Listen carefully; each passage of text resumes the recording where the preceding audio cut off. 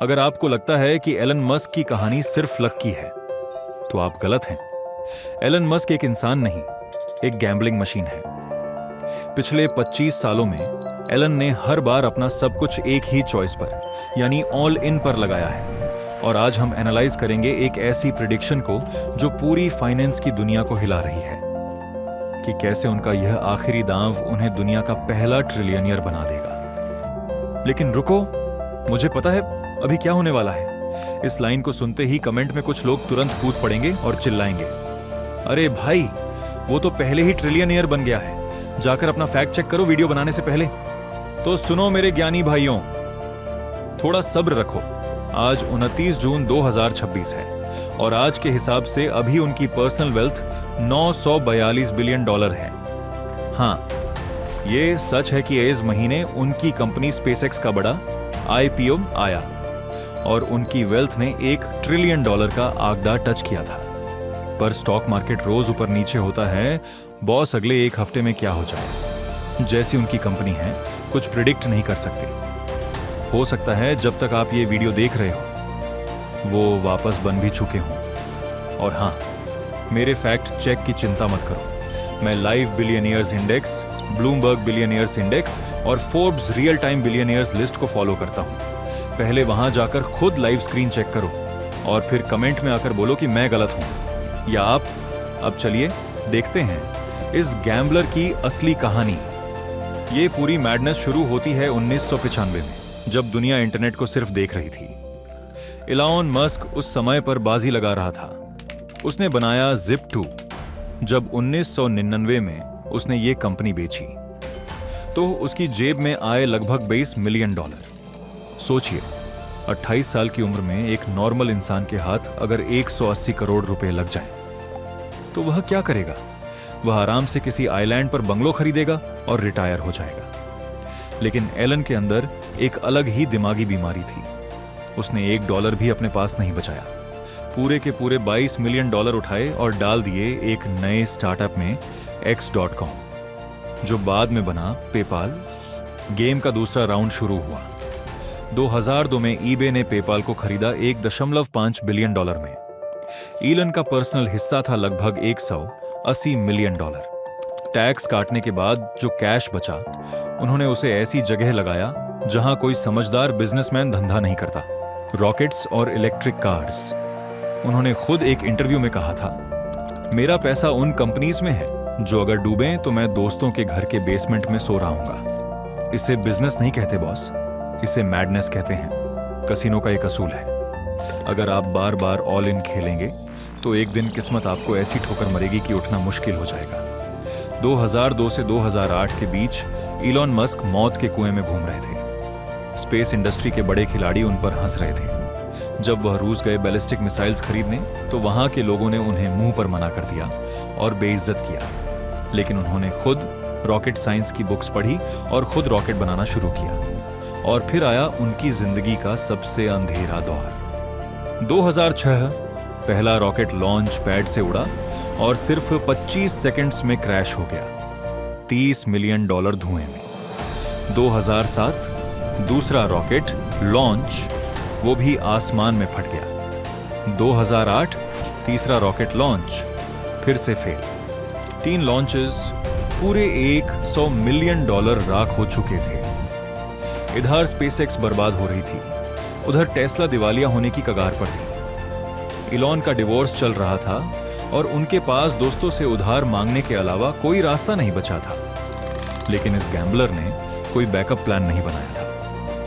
उन्होंने अपनी बची खुची आखिरी पूंजी उठाई और टेबल पर रख दी फॉर द 4th लॉन्च। अगर 28 सितंबर 2008 को वो छोटा सा फाल्कन 1 रॉकेट फट जाता तो आज टेस्ला, स्पेसएक्स और स्टारलिंक जैसा कोई शब्द हिस्ट्री में नहीं होता। लेकिन किस्मत को कुछ और मंजूर था।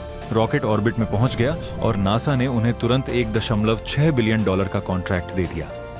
लोगों को लगता है कि स्पेसएक्स सिर्फ रॉकेट्स उड़ाती है और नासा के लिए काम करती है, पर इस गैम्बलर का असली हिडन कार्ड कुछ और ही था, स्टारलिंक।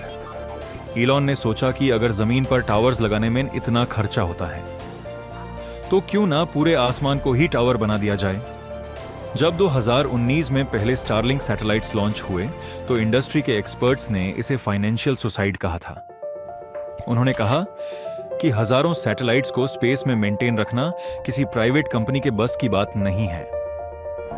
लेकिन आज जून 2026 में कहानी बिल्कुल बदल चुकी है। स्टारलिंक के पास पूरे प्लैनेट पर लगभग 10 मिलियन एक्टिव कस्टमर्स हैं। दुनिया का कोई भी कोना हो, चाहे कोई समुद्र के बीच शिप पर हो या घने जंगल में, इंटरनेट सिर्फ एलन के सैटेलाइट से चल रहा है। स्पेसएक्स ने अकेले बाकी दुनिया की सारी सरकार के कंबाइंड सैटेलाइट से ज्यादा आसमान में भेज दिए हैं। ये कोई चैरिटी नहीं है बॉस, ये एक ऐसा रेवेन्यू मॉन्स्टर बन चुका है जो हर महीने बिलियंस ऑफ डॉलर्स का शुद्ध कैश जनरेट करता है।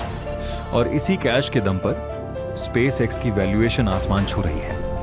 लेकिन इस गैम्बलिंग मशीन का दिमाग सिर्फ पैसे पर नहीं रुकता, उसे चाहिए पूरी धरती पर कंट्रोल। इसलिए 2026 के शुरुआत में उन्होंने अपना सबसे बड़ा और शातिर चाल चला, XAI और SpaceX का मर्जर। दुनिया ने पूछा, रॉकेट्स और आर्टिफिशियल इंटेलिजेंस का क्या लेना देना? यहां छुपा है असली master stroke, the spy in the sky. Starlink के हजारों सैटेलाइट्स 24 घंटे धरती के चप्पे चप्पे को स्कैन करते हैं। अब सोचिए, जब उन सैटेलाइट्स के कोर में एलन का सबसे तेज AI ग्रोक बैठ जाता है तो क्या होता है?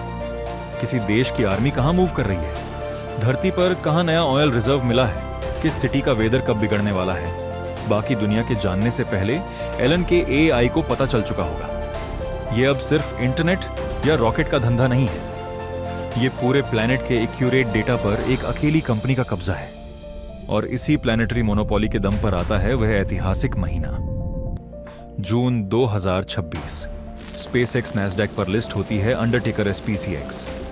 वैल्यूएशन रखी गई लगभग $1.77 ट्रिलियन। जैसे ही मार्केट खुली, पूरी दुनिया के बड़े बड़े इन्वेस्टर्स पागल हो गए। शेयर प्राइस रॉकेट की तरह ऊपर भगा। इस मेगा IPO ने एलन के उन hidden performance based stock option contracts को ट्रिगर कर दिया जो उन्होंने डेकेड्स से दबा के रखे थे।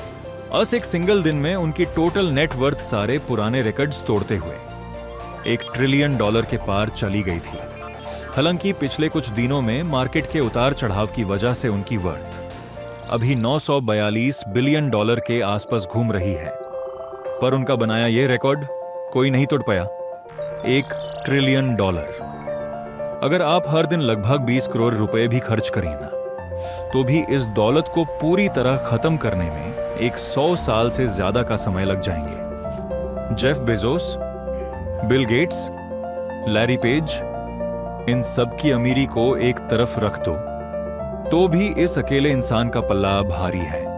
लेकिन इस कहानी का सबसे बड़ा ट्विस्ट क्या है पता है? ये गैम्बलर इस $942 बिलियन या $1 ट्रिलियन को लेकर किसी आइलैंड पर आराम की जिंदगी नहीं जिएगा। वह इस पूरी दौलत को फिर से एक बार ऑल इन करने वाला है। कहां?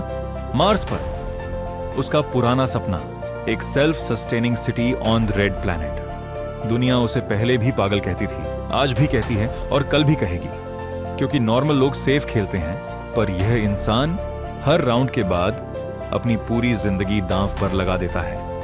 और इतिहास का एक ही नियम है, इतिहास हमेशा उन्हीं के नाम से लिखा जाता है जो सब कुछ खोने के डर से कभी अपना दांव बदलना नहीं सीखते। Elon Musk, the ultimate gambler, the first trillionaire.